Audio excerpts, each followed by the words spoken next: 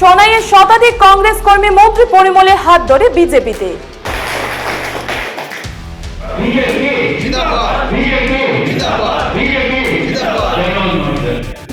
শনিবার সোনাইয়ে শতাধিক কংগ্রেস কর্মী মন্ত্রী পরিমলের হাত ধরে বিজেপিতে ভিড়েছেন। এর মধ্যে রয়েছেন সাতক্ষীরা জিপি সাবেক এপি সদস্য জাহির হোসেন চৌধুরী সহ অনেক সক্রিয় কংগ্রেস কর্মী। যোগদান সভায় বিজেপি প্রার্থী পরিমল বলেন, বিজেপির সবকা সাথ সবকা বিশ্বাসের নীতিতে আকৃষ্ট হয়ে সারা দেশের সংখ্যালঘু মুসলিম বিজেপিতে ভিড়ছেন।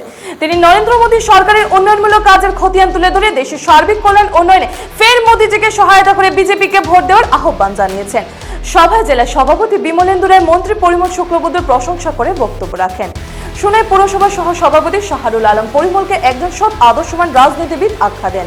এছাড়া সভায় বক্তব্য রাখেন মন্ডল সভাপতি ভজন সেন, সোনাইয়ের ইনচার্জ নিহার রঞ্জন দাস, জেলা অগপ সভাপতি কবির হোসেন লস্কর। উপস্থিত ছিলেন পুরসভার ওয়ার্ড সদস্য রামকৃষ্ণ নাথ, বিভাশিস রায়, আজাদ হোসেন লস্কর সহ অনেকে।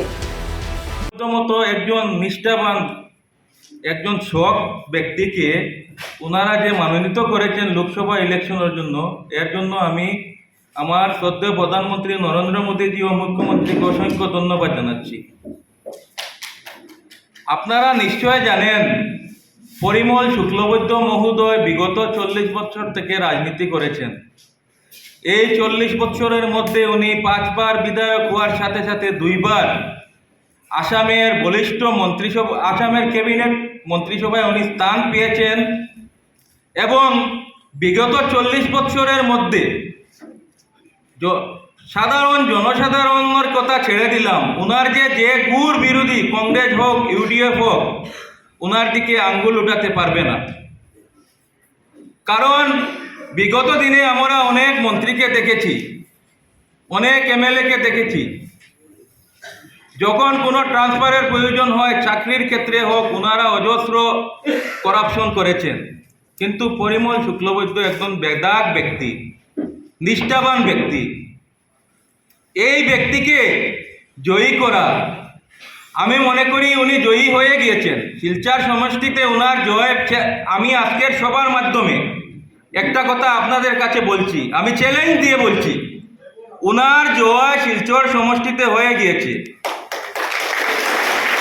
আমি শুধু আপনাদের কাছে আহ্বান করছি, বিশেষ করে এখানে সবাই মাইনরিটি এলাকার মুসলিম সমাজের, আমি আপনাদের কাছে করজোড়ে আবেদন করছি, উনার যখন জয় নিশ্চিত, আমাদের কর্তব্য বিগত 2014-19 যে আমরা ভুল করেছি, এই ভুল না করে 2024 ইলেকশনে, যেহেতু আমাদের সোনাই সমষ্টি একটা মাইনরিটি সমষ্টি, এই সমষ্টি থেকে আমাদের জয়ী প্রার্থী শ্রী পরিমল শুক্লবৈদ্য মহাশয়কে বিপুলভাবে ভোট দিয়ে জয়যুক্ত করে ওনার জয়কে বিশাল আকারে পরিণত করার জন্য আমরা চেষ্টা করব।